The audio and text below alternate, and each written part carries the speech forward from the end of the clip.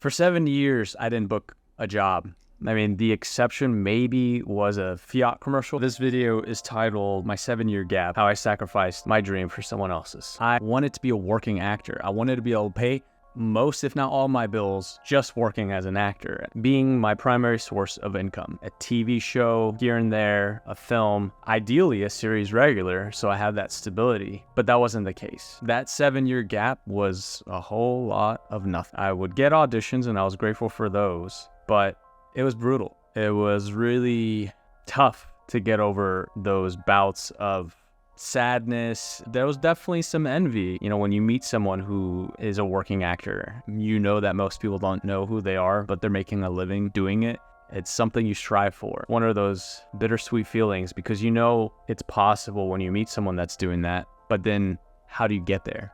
This is the story of what I went through and how I might have overcome it. Spoiler alert, my main source of income is actually coming from online reselling. I have an eBay and Amazon store that I had launched before COVID. I've partnered with my best friend from high school, and things have been growing and improving over the years. So that's still my main source of income. However, post-COVID, I had a few wins. Things have been going in the right direction, and I hope once the strike is over, the opportunities will come in and I'll be ready to book the next big role for my career. Let's get into the story of how I lived through the 7-year gap, what I did, how I got stuck there. When I moved to LA to pursue a career as an actor, I had quite a bit of delusional confidence, which is what it takes to be honest. My acting coach even told me that I was going to fail in a big city like LA, that I wasn't ready. Too late. I was in the middle of packing when she said this to me. So I was like, thanks for the vote of confidence, but bye. Things just didn't click for me in her acting class.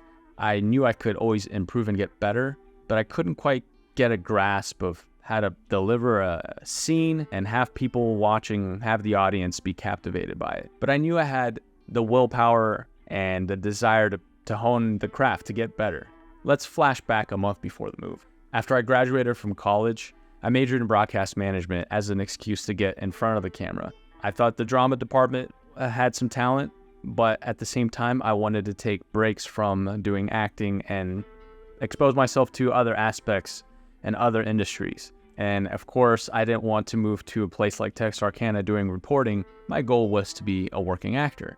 But I thought to myself, let me do what Vin Diesel did. Let me create my own path to success. So my plan was to move back to Houston to help the family business and sell some cars until I could afford to make my own movie. This approach to me would require many hours and sacrifice of just working, putting my head down and working, and maybe writing a script or reading scripts. As I was making my regularly planned trips to Houston over the weekends, I told my dad I was ready to make the move, and he stopped me and he said, "You don't belong here, you belong in LA."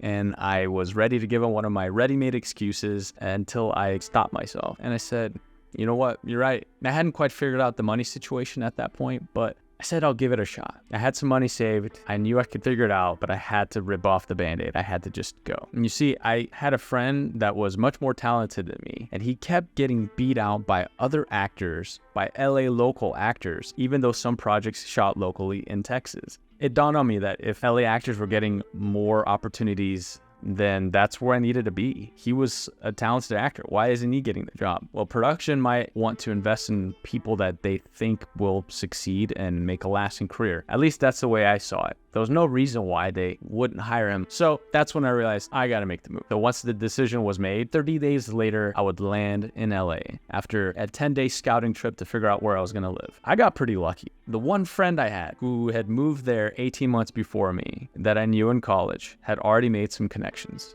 I became cool with his roommate who had actor friends, one of which told me to meet his agent. This was a meeting meant for his other friend, not me. I was just a tag along. While I was in the back of the office, like a fly on the wall, trying to absorb anything I can to help improve my chances or learn what it takes to get representation, I said I'm from Texas, and she said she was a fan of people with Southern hospitality. That's when I thought we were gonna hit it off. Then she asked me the question that made my heart sink to my stomach. Do you have a headshot? You're always told to carry headshots on you in case you run into someone in the industry. Be prepared, you never know. I know things are different now, but back then, having hard copy headshots was a thing. People don't ask for them anymore, but at that time, it was a big deal. The problem is that because I was just tagging along, I didn't think having a headshot was something I needed. She grilled me. She grilled me real good, almost blew me off as a wannabe, someone that's not serious enough, but I got lucky. She was kind enough to give me another chance. You want to hug it out? She signed my friend and set up a meeting with me. 2 days later, I got representation. This was so unusual, and I was so oblivious to the level of competition that when people found out how fast I got representation, I could sense a bit of resentment. I would meet people who've been in the city for close to 4 years, and they barely got commercial representation. Apparently not as big of a challenge. Some agencies would sign you what's known as across the board, which meant they had multiple departments, and they would have more chances of making money off you by signing you in their commercial department and theatrical department. Now my hope was to crush auditions once they came pouring in. And even though I was with a small agency, a boutique agency at that, some pretty legit auditions started coming in. I soon realized that actors that would self-submit never really stood a chance. Those good auditions, the guest star auditions and better, heck, even co-star auditions were exclusive to agents and managers. So if you ever see a post about a casting call somewhere on the internet, 9 times out of 9, they're not legit auditions. They're sourced through proper channels. I still get messages here and there from people, but they're not legit auditions. It's a casting call to hopefully maybe be a background actor or a discovery showcase of sorts. And I've done those in the past. They don't work. You pay specific headshot photographers to take your headshots, like thousands of dollars. They have everything kind of in a closed network. It's a loophole, but you're never supposed to pay anybody upfront, period. Headshot photographers, yes, they charge money, but agents and managers, they don't get paid upfront. If you go into a program, if you audition and told you did great, now we're gonna sign you up for all these packages, it's just a scam. Don't do it. Now I was in the game, those auditions came in, and I was thrown in the mix. My delusional confidence came in handy, but I wasn't getting callbacks, not that often at least. I was missing something, a level of skill that would win over the room, win over the casting director or director if they happen to also be in the room. I started taking classes to learn how to do better in audition. I was pretty good at learning lines, but going into a room and small talking with strangers, then putting up an emotional scene was a lot harder than it sounded, especially when one role can change the trajectory of your career. Everyone?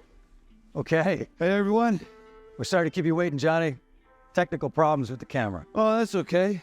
Just as long as you weren't freezing me out. I would meet other actors who were classically trained, but still couldn't seem to master auditioning. Some even feared it. Of course, there was that adrenaline rush and pump that you get, butterflies in the stomach when you're about to go into a room. It's a mysterious room, and public speaking has that same effect on people. There are specific acting studios that help you get good at this aspect of the game. Unfortunately, I was just stuck in this on-hold phase. I slowly got better, and I would get what was known as pin, which is when they like you, don't want to miss the chance of hiring you, but maybe they have someone else they're also considering. So they put you on hold, and you can't book anything. You have to stay available. You shouldn't travel, because we all know that when you do travel, that's when you book the job. There's this saying, if you want to book work, book travel. That's a popular saying in this business. At this point in my 7-year gap, this happened so often I started getting numb to the news. Oh, I got pinned. Okay, cool. It at least lets my representation, it lets them know that I can act. You're very good, you. No. You are very good. Because there are stories of people, actors who get signed by agents and or managers who get put on like a trial phase. If you don't book work, they drop you. Having room on a roster, there are some exceptions. There are some agencies that just have a shit ton of actors, and they'll just throw their actors at auditions like spaghetti in the wall to see what sticks. Hopefully 1 or 2 of them book a job, but not many. And those, they need to clear out some roster space. So if you're not booking work, like one of my favorite shows says, you're on the chopping block, and they cut you.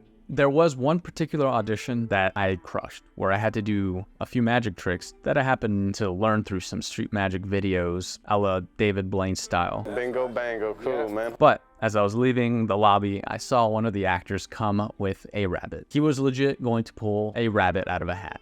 I couldn't compete with these actor magicians, so I didn't book that one either. I went to a commercial audition one day, then got a call back, then another, and then I was told the director wanted to meet. Short notice, I had to drive an hour, and I scrambled, and I made it, and it turns out it was for a chemistry test. This is where they put you with another actor to see how well your chemistry is. A lot of studio networks do this for TV shows. They'll have sometimes 4 and 4. They've been doing this for like the Superman movie. So we're at the chemistry test, and the director tells both of us, hey, you both are my favorite. And so confidence went up. I followed the direction. Unfortunately, the girl who was partnered with me did not. She was not able to follow his direction, and I booked the job, which was pretty awesome. Some other girl turned out to show up to the set, and she was fantastic. And we worked on this job, and it was for the new generation Fiat 500 car. Here's a little clip. I was over the moon. I finally booked a national commercial. I was gonna make a lot of money, most money I've ever had as an actor. And in Texas, see, I had booked a Walmart commercial that got me with the union. I became SAG eligible, but I also received bad news a few weeks after we shot it that they weren't gonna air it.